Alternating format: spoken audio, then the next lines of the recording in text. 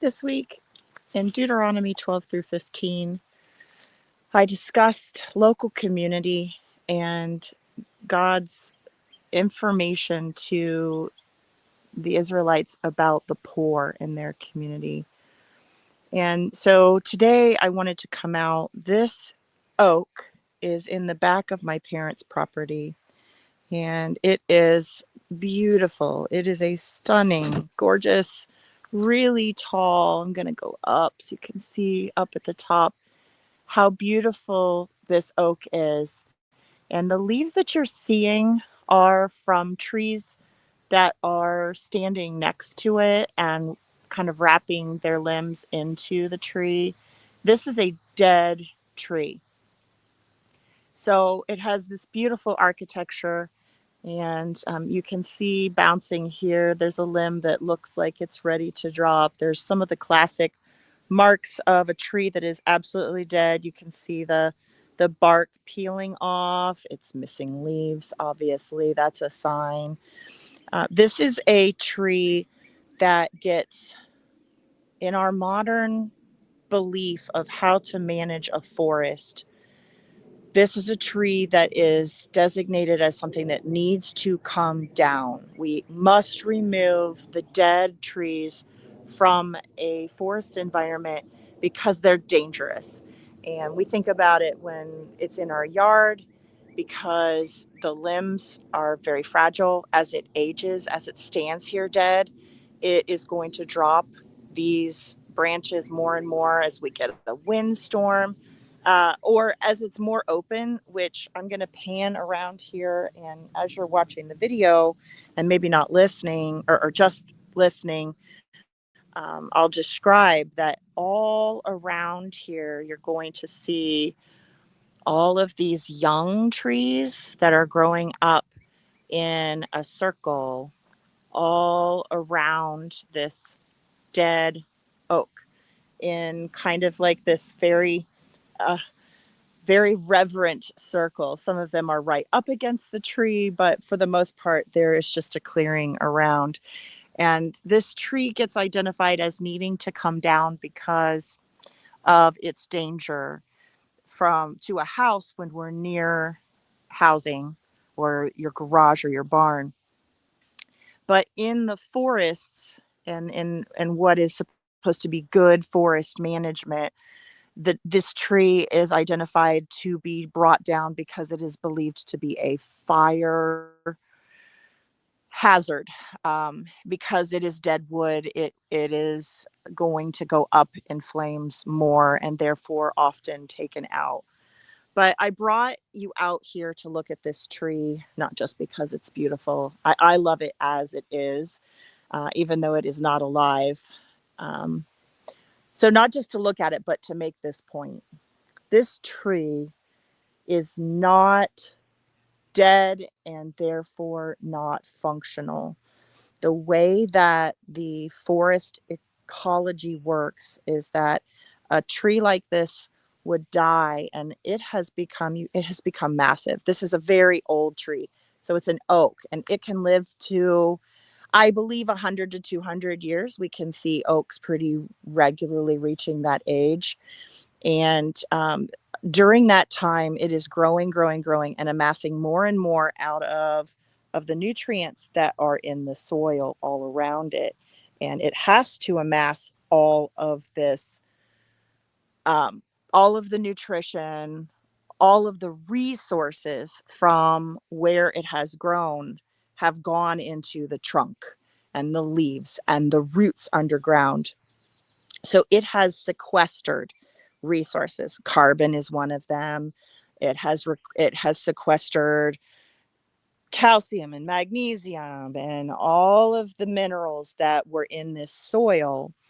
And once this tree dies, the way that this is designed is that it does not just get, it's not supposed to be torn down and hauled away.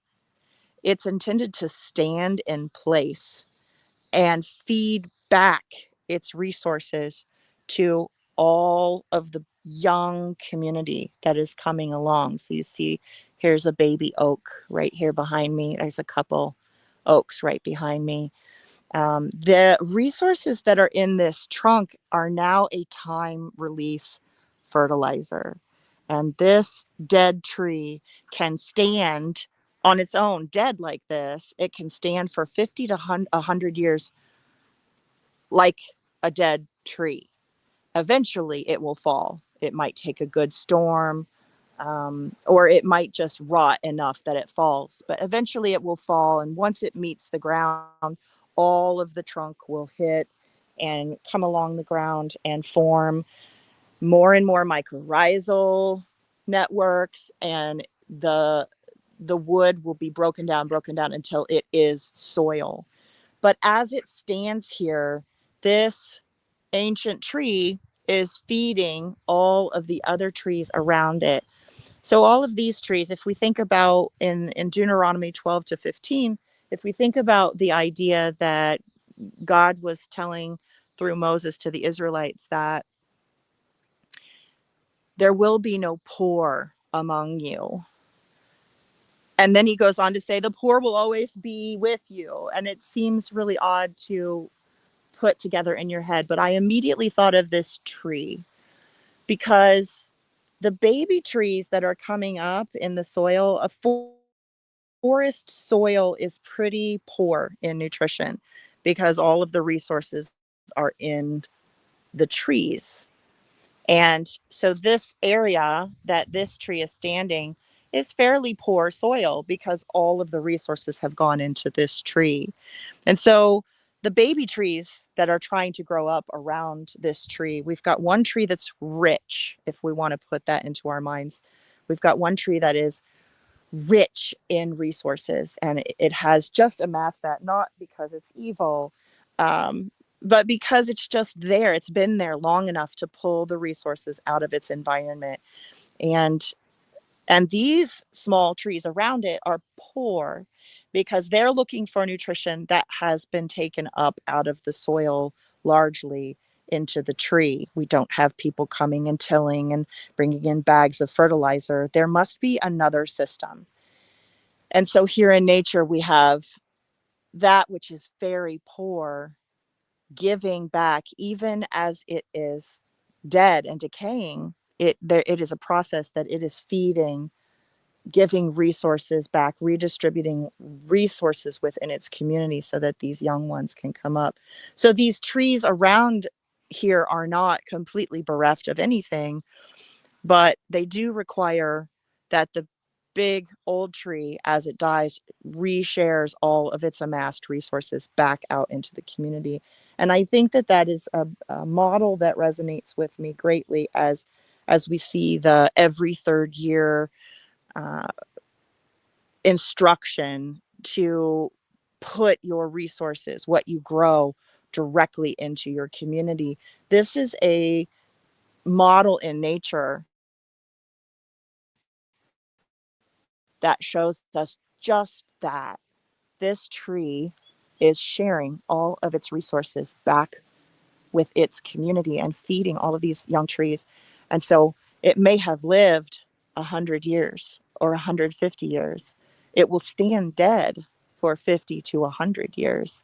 And then it will take even longer to lay in the soil amidst all of this community. And it is giving back, giving back, giving back.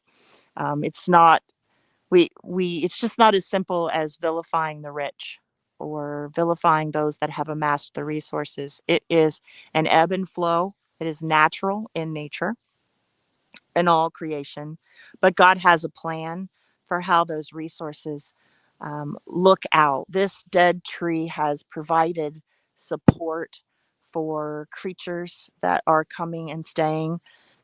It does provide in forestry. We believe that this tree is going to attract pests that will endanger the other trees, but in fact, this tree will attract beneficials that will eat the pests and keep the other trees healthy.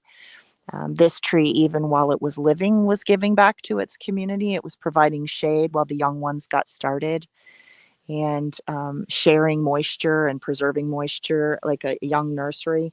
God has this right in front of us, this model of we need to be investing in our community with all that we gather for us. We need to turn around and invest and support and bring up the new ones behind us. And I thought it was just a really good visual to talk a little bit more about that passage in Deuteronomy. And boy, how can you not appreciate this? If we leave these trees, we actually do not create the amount of fire uh, threat that is ascribed to them. They usually don't burn all the way. They are not as flammable, these old trees, as they are made out to be. And look at the architecture of all of those dead limbs. Now, I'm not going to stand out here in a heavy windstorm underneath these limbs. That's inviting problems, but this is a great place to look for mushrooms for sure, because this tree is actively decomposing even as it stands. Really cool to see that truth bear out, not just in what we're seeing the Israelites being instructed, but to also see it here in creation right around us in our present time.